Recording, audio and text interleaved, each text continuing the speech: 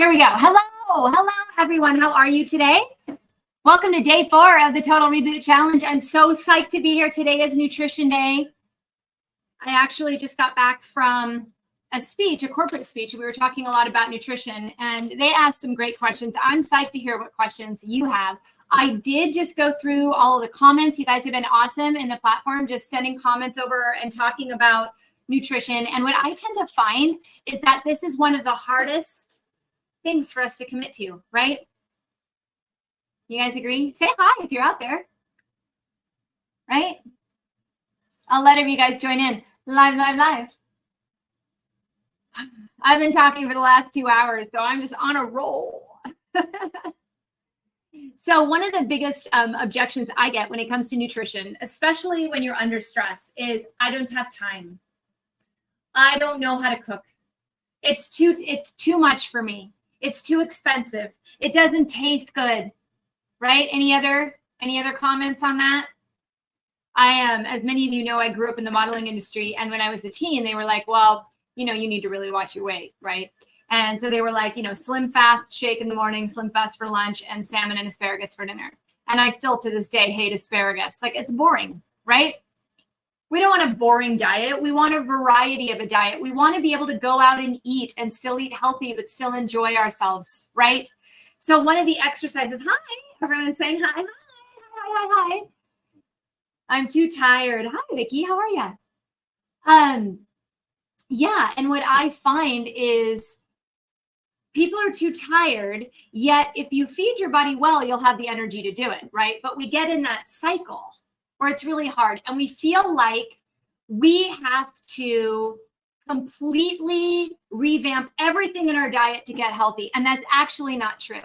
It starts with one change. So let's say if you take a look at the handout that I gave you guys today, if you're not in the challenge and you want this handout, go to my link in bio, sign up for the Total Reboot Challenge. You will get it. I have a Building Healthy Bowl quick guide. Now, did anyone find this helpful? No? Yes. Who found it helpful to look at food in this way, as what you can eat versus what you can't eat? One of my biggest pet peeves is you sign up for some sort of challenge. It's like, well, you can't have this. Well, I can't have this. Well, you can't have that. Well, you can never have that. Instead of looking at it and saying, okay, what can I have? What are my options? Kind of like if you were going to go to a menu and pick your options. So one of the things that I provided, like, for example, the first one are protein options. If you know that the recipe just needs some protein, and maybe you haven't gone to the grocery store, but you have an option between chicken, turkey, fish, beef, hummus, lentils, chickpeas, tofu, tempeh, black beans, quinoa, edamame, hemp seeds, chia seeds, peas, or mushrooms, it makes it a lot more fun because you can have the same meal, but just change the protein. You can do the same with the vegetables. So this is what I call my mighty bowl trick. And it is what I shared with all of you in the challenge. And the list you can keep adding to. So as you find things that you really like, add them to the list, print it out, right? The key that I find comes down to the sauce. It comes down to the toppings, right? We could have vegetables and rice. Well, what if we did vegetables and rice with an almond butter sauce? Way better. What if we did vegetables and rice with walnuts on top? What if we added some chilies for some spice, or a splash of sriracha, right? These are little things that you can do. A lot of this already in your cabinet to make these foods more interesting. So I feel like nutrition, when it comes to adrenal health, has to be nutritionally dense because you're depleting nutrients faster than they're coming in. But it also has to be sustainable. It has to be doable. And I'm busy just like you guys, right? I'm way busy like you guys, right? There are some nights I'm like, oh, I'm going to make dinner. I have all these plans, and it doesn't work out that way. But what I do have is I always have a lot of these items on hand so that if I have to, I can quickly pull something together. Or if I need to eat out, I can look at someone else's menu and say, oh, look, they have broccoli. Oh, look, they have tofu. Oh, look, they have quinoa. Oh, look, they have a really good dressing I like. And I just put it together as a bowl. Most restaurants will accommodate you of this. I have some comments here. So, yum, says Kirby. Yep. Yes, the toppings make the bowl. I agree. Yes, different toppings makes a huge difference. Yes. So you could actually have the same recipe and simply just change the sauce every day, and it would be a different recipe. You can do the same by just swapping things out. And what's cool about that is it allows you to be flexible and it allows you to eat with the seasons, right? And kind of figure out what you like. Making a bowl does not have to be hard. One of my favorite dishes, I was talking to my best friend about this when we were in Coronado last week, was, I call it the sheet pan meal. Have you guys ever done sheet pan meals? You have whatever you got. Just pull out whatever vegetables you have. I pick out a protein. Sometimes I do chickpeas. Sometimes I do tofu. My husband might make some chicken or something like that. He doesn't do the chicken on the sheet pan, but you throw it all in a sheet pan and you put it in the oven. That's it. You just pile it all up there. Maybe put a little oil on it. Hi, Mom. Maybe put a little bit of oil on it. Put it in the oven. And then when it comes out, you have this great array of vegetables and proteins that you can put on top of some sort of grain if you want. You can put it on top of lettuce if that's what you have. You can just eat it as it is. You can put a little sauce over it or some salad dressing. Those are one of the fastest meals, and they're easy because it literally is just throwing it all onto a sheet pan and shoving it in the oven. I was giving a talk earlier today, and I talked about the concept about how we've moved away from cooking being an activity, right? Now it's like something we have to do quickly. We have to eat while we're on the go. We got to find something that's fast, but fast is never fast enough. I give people this suggestion all the time. Sheet pan. Literally, it takes less than a minute to put it on the pan, and you put it in the oven for 20 minutes and you walk away from it. You could do 1,000 other things, but people still won't do that. I don't think it's time. I think it's that we've lost the honoring process of food. We've lost the connection with cooking, the connection with nourishing our body. And this comes down to a lot of stuff that we talked about yesterday. The reason I have nutrition last is, one, it typically scares people off. Number two is you have to have the mindset in place in order to make valuable changes in your nutrition. Would you guys agree? So some of the healthiest places in the world, the blue zones, cooking is a community sport. We cook together. You eat together. You spend time together. And it becomes more nourishing. But when you eat on the go and you run, you crave bad food, because your body just wants to eat on the go. It wants whatever can give it extraction of energy, sugar, or otherwise, as fast as possible. So one of the best things you can do for your health, and I know I talk about the health bank a ton, is one of the best things that you can do for your health is put a little bit of money into it every day, right? Put some sort of nourishing meal in. So if you are not part of my challenge and you want this handout, you got to sign up for the challenge. It's in there. For those of you that are already in the challenge, I also just released a very special bonus. Does anyone like bonuses? Who wants a bonus? Come on, give me those hearts. I'll retract it. So I gave you guys also a little bonus. I just activated it in the challenge learning portal. So go back in there after this live, download it. I gave you a little bonus, another little cookbook for you. Hopefully one that you find easy, that's nutrient dense, in addition to this Building Healthy Bowl. So I had a question in the community in there about wanting more sauces, I think. I think that was Steve. Steve, you out there? I thought I saw you. Maybe not. He was saying he wanted more sauces. So here's the cool thing about sauces. They're pretty much anything. There's a, I'm going to tag someone here. I need to tag her. There's a book. It has some great salad dressings in it that you can use on bowls as well. The Happy Healthy Vegan. I think it's Kathy. Is that Kathy Pulaski? I think it's Kathy Pulaski. And she has like a section of salad dressings, but they actually can be used for other types of dressings. But once you start playing with this, you actually get really good at it. So on this handout, I was like, let's say that you're always picking some sort of base. So here's the tip. Get your pens out. So you always want to pick some sort of base. Sometimes I do an oil, right? Like maybe I'll do an avocado oil as a base. Sometimes I'll do tamari as a base. Sometimes I'll do coconut milk as a base, something liquid, right? So pick your base. And that can kind of depend on what you're doing, right? And then add a little bit of spice. So I usually always add garlic. Sometimes I'll add like a little sriracha or maybe a jalapeno or something that has a little bit of kick to it, right? And then you usually want to add some sort of little bit of sweetener. Now, this could be a little bit of honey, maybe a little bit of maple syrup. If you're someone who doesn't do that, you could do a little bit of monk fruit, or you could leave it out, right? Depending on what you're making. I love to use nuts for this. I love to put nut butters in. That's one of my favorite. And then if you add a little bit of water, it'll melt that nut butter down. So you do like hot water to thin it out. And I'm also really a big fan of adding vinegar, a splash of vinegar to things. It adds a little, so that puts a little bit of spice with a little bit of sweet, with a little bit of acid, right? And with a little bit of savory. Does that make sense? And you can play with that. You can play with it based on what you have on hand. I don't actually, he was like, oh, what are some more recipes? I'm like, I don't know. I literally just throw them together on that. I'm like, well, shoot, what do I got? I got olive oil. Okay, we're going to use that. Okay, what do I have? What goes well with oil? Vinegar. Okay, what kind of vinegar do I want? Do I want my strawberry rose vinegar or my balsamic vinegar or my rice vinegar or my white vinegar? I pick one, right? Sometimes maybe I'll be like, oh, let's add a little lemon. Why not, right? So if you think of these things that add flavor and you always have them around, you can switch it up. Some of them you like, some of them you want. You won't. The beauty of sauces like this, though, if you're making them like in a bell jar, is if you don't like it, you can either pour it out and start over. It only takes a few seconds, you know, because you're just putting them in a jar and shaking it. Or you modify it then. You're like, oh, wow, that's too spicy. So then you add more of the other ingredients. Oh, that's just not sweet enough. Okay, well, then let's add a little maple syrup. So that's the beauty of it, is it's so modifiable, right?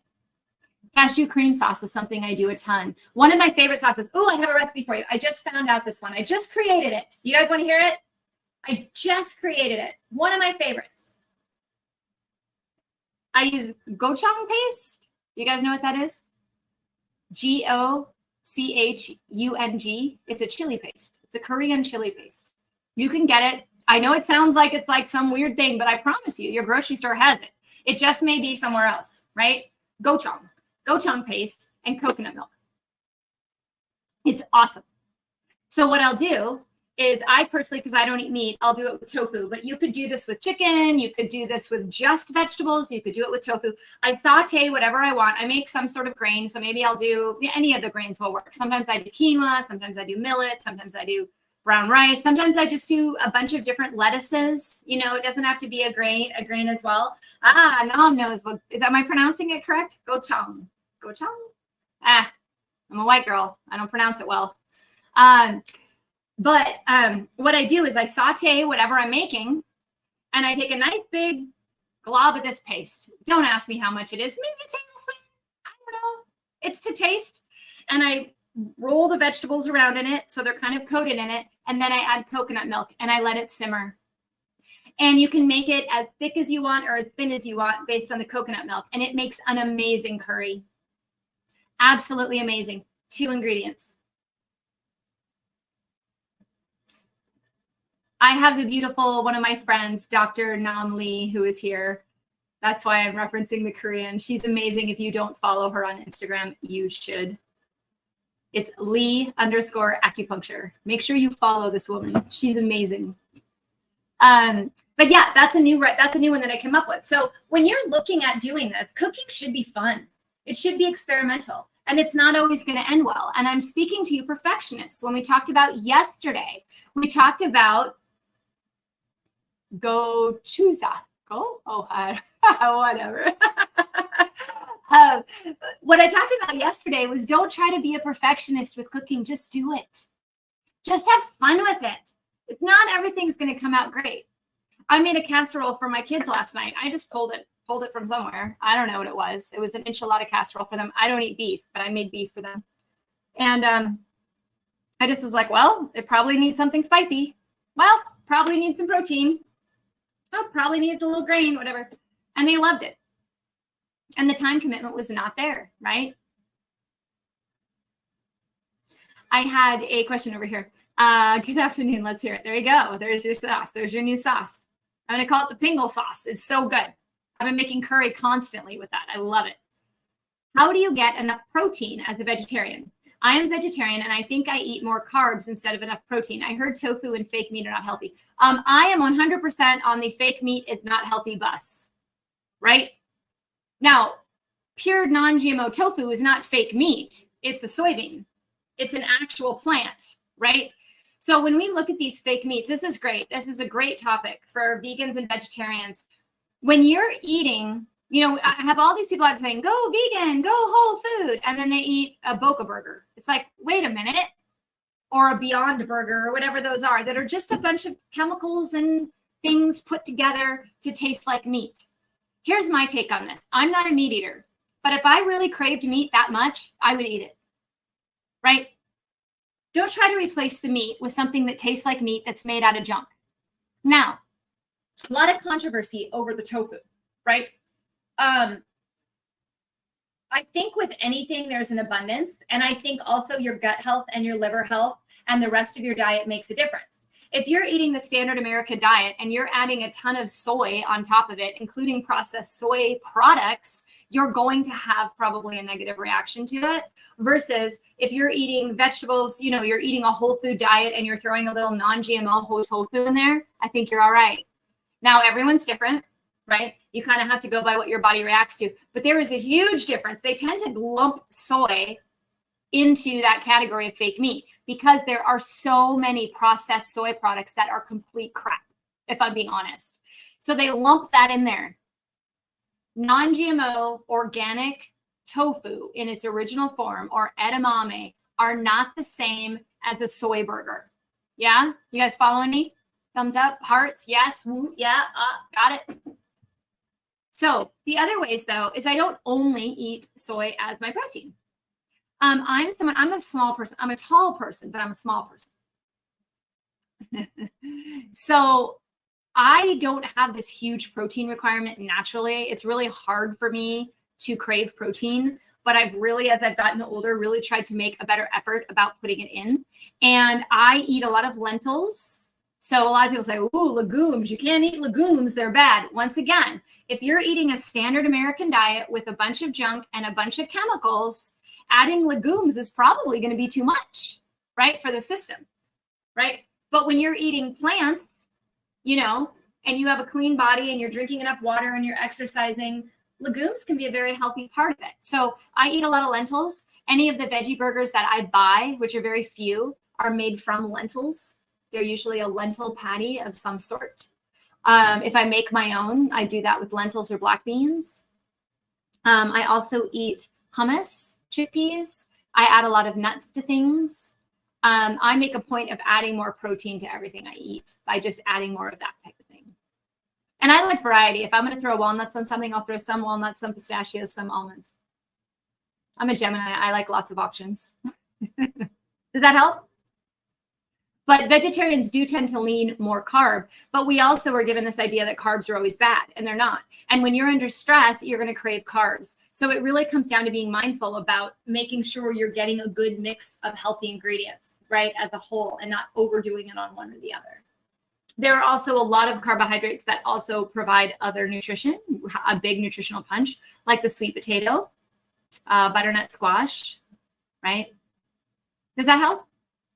You guys are quiet today. We're just listening. No questions?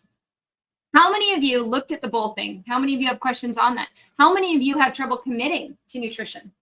Is that your biggest? Are you the ones that are going to start your diet after the holidays, or after this event, or after that event, or later? We'll do it later. I want to talk to some of you later people. I'm a Gemini moon. Thanks for showing up as yourself. Hey, you're welcome. That's who I am. Previous carb and dairy and sugar addict here. Not anymore. Can you just give me some of your meals? What's in them? Yeah, are you in the challenge, Wendy? Didn't I give you guys a... Are you doing the masterclass tomorrow?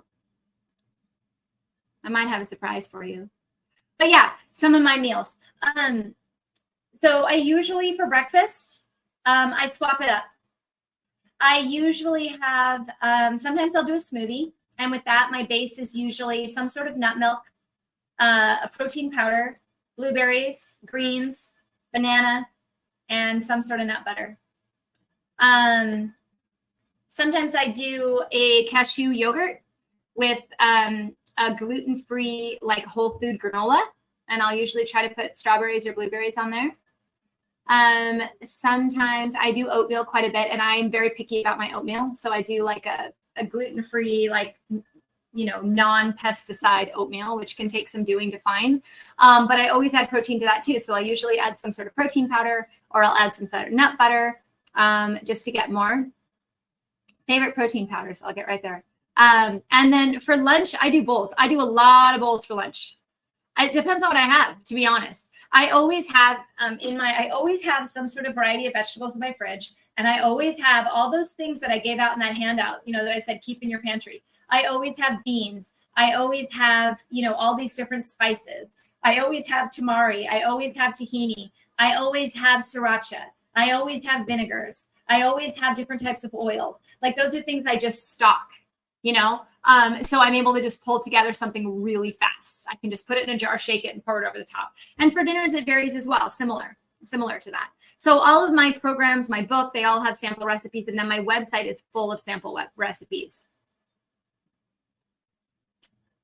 Favorite protein powders. I'm actually working on a recommended list on my new store right now at Total Health Apothecary that has my favorite protein powders. But if you go there now, Total Health Apothecary, and you type in protein powders, I do have a few on there that I like, if that helps. So would you suggest it is okay to be a vegetarian on the keto diet in combination with intermittent fasting? I am following Dr. Berg on YouTube and interested in starting that. Okay, let's break this down logically. Vegetarian, okay? So that means you're doing all plant-based foods. Cool. Now you're trying to do that on keto. So what's the rule of keto?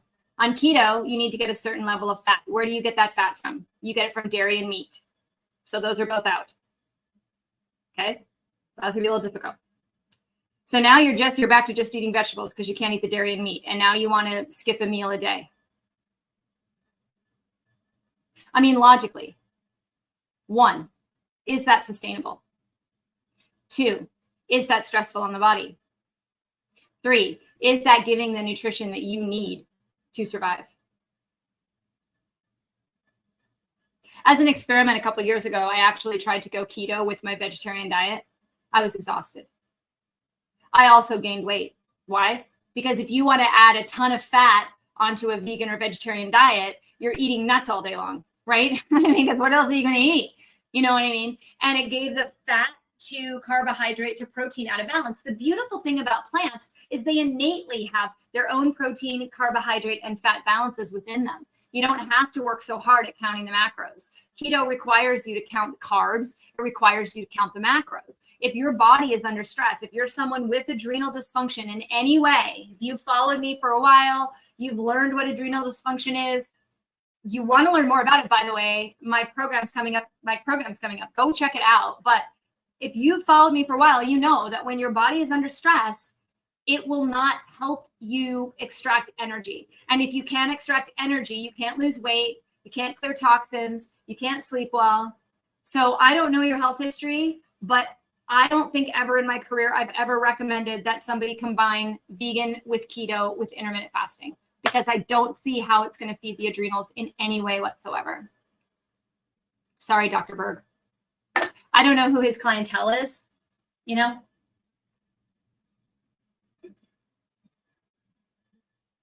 I'm not a fan of keto in general, although it can be done correctly. It's a very hard one to manage, and I just don't believe it's sustainable. I mean, I deal with people that are under stress, right? You guys want it to be easy. You know, we can't just do a fast fad and drop it. That's what most of us do. We commit 100%, and then 2 weeks later, we're off it, right? So if we're trying to do this in vegetarian, I mean, you can do, so I'm doing vegetarian for vegan. Yeah, vegetarian, meaning you've got eggs and you've got fish to add into that equation. Dairy, I don't recommend really for anyone, especially in that volume of amount. That just seems like a lot of factors to have to manage. And I don't see how that's sustainable. But that's just me. If you're like, man, this works for me, I feel great when I do it, I'm on it, this is so easy for me, my numbers are going in the right direction, I'm feeling great, everything's great, then, I mean, who am I to argue with that, right? I'm not the answer to everything, right? I can just tell you my perspective. I just tell it from the perspective of adrenal health. Adrenals need nutrition. You cannot starve them. If you starve them, they're going to run from a bear. If they run from a bear, they're going to put on fat. They put on fat, you're going to change your insulin levels. You change your insulin levels, you put more stress on the system. That's more bears. It also puts more fat on. So when I look at this from an adrenal perspective, I don't understand intermittent fasting. I'm not saying it's wrong.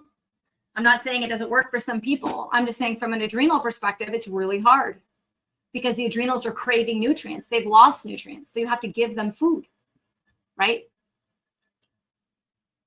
And when you're under stress, you're not going to try to break down the fat around your abdomen like they say. You're going to hang on to it, right? Does that make sense? Good question. Any other questions, guys? You guys are quiet. What's up with Instagram today? So today is the last day of the challenge as far as the individual lessons. Tomorrow, though, is a masterclass where I'm going to be talking about how to 10x your life and your energy. We're going to pull it all together. We're going to have a Q&A in the end. I'm going to tell you what to do. And that's at 2 o'clock tomorrow, but it is not here. It is not on social media. It is not open to the public. The only people that can see the masterclass are those that have joined the challenge or that sign up for the masterclass through an email. So if you received an email to sign up for the masterclass and you're not part of the challenge, you should sign up. If you want to get info to the masterclass and you haven't received that email, go to my link in bio and sign up for the challenge. Even though it's at the end, you still get access to it. Okay, guys? You may not be doing it in live time, but you will be, may not be in live time, but you get to see it. This masterclass is incredible. It needs to be seen. Asking if there's a replay. I hope so, but it would be to the challenge participants. So make sure you've joined the challenge. I can never promise it. I can never promise that tech will work. I've had times where I've recorded it intending a replay and it doesn't happen, but I'll do my best. So I'm excited. I'm excited for this masterclass. I hope you guys will show up. I hope you can be there live. Take a little bit of time out of your day at 2 o'clock Pacific time tomorrow to jump in with me. The link is in the challenge platform in the forum. So for those of you that are in there, you can go to the community and see it.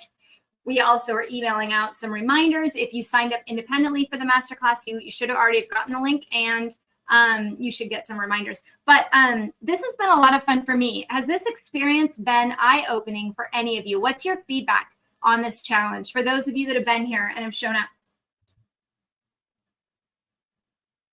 By the way, is Carol out there? There was a question I couldn't respond to in the forum for some reason. I was going to respond to it. Now I got to find it. Where was it? I'll give you guys a second to type your experience while I find it. I want to say it was something about nuts. Or did someone else ask something about nuts? I saw something about nuts. Oh, eating too much nuts. I saw that, Vicki. If you get stomach aches when you eat nuts, a lot of people are allergic to nuts, guys. A lot of people are. And everything needs to be rotated. The other thing is, how's the gut health in general? Does it need to be improved? Is it just reacting because it's leaky, or is it reacting because it's truly allergic? That's another question as well. There was a question from Carol. I'll find it, Carol. We'll figure it out. But how has this experience been for any of you? Any feedback? Do you want me to do it again? Hi. How do you know what probiotics your gut needs to restore itself other than just taking a gut test? You can tell a lot from diet. Certain diets do feed certain bugs. I like my total probiotic because it kind of hits all different angles in the bug flora, you don't have to take a gut test. You just kind of look at symptoms and how you feel when you take it. And when you eat certain foods, do you get bloating or not? That can give you a lot of insight as well. I enjoyed it. The video and assignments were short, sweet, and full of great info. Oh, awesome. Please do it again. Okay. Steve says yes. Awesome. Steve, were you here earlier when I did the extra sample of sauces for you? I did it. Yes, please do again. Very helpful. Well, I'm glad to hear it.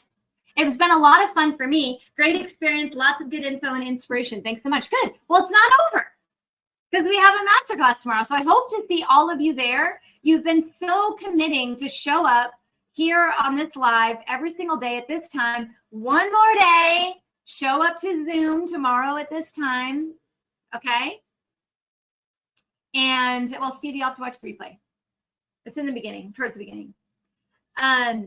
So show up tomorrow. Be here with me for the masterclass. Interact with me. Ask questions. I get to see your lovely faces if you so let me, which is even better.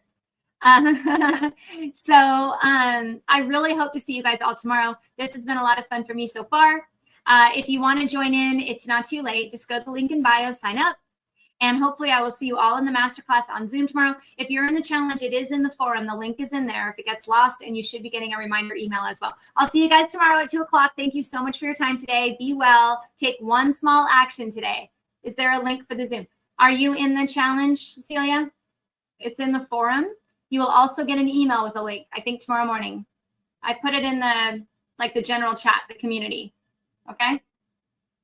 If you're in the challenge, you will get a link.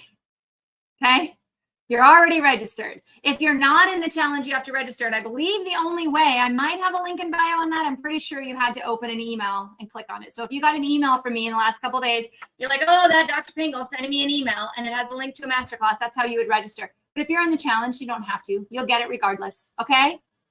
Thanks, Nam. Thanks for stopping by. Yeah. Yes, absolutely. The experience has taught me to take small steps and try not to tackle all pillars of health at once. Great. Do you have more in-depth health program that we can learn more coming up? I do. I absolutely do. TheTotalEnergyTurnaround.com. And I really hope you can make the masterclass tomorrow. Can you make it? I think you're the one that said ask for a replay, so I'm not sure. Anytime you guys go to my website, you can always reach any of my programs, but I do have one starting this month. So, yeah, getting a group together. We're forming a group. Got some good participants. So, and I'll give more information tomorrow as well, in case I can pop up the link to it and stuff like that during the masterclass if that helps. Okay. So, all right, guys. Much love to all of you. I'll see you tomorrow.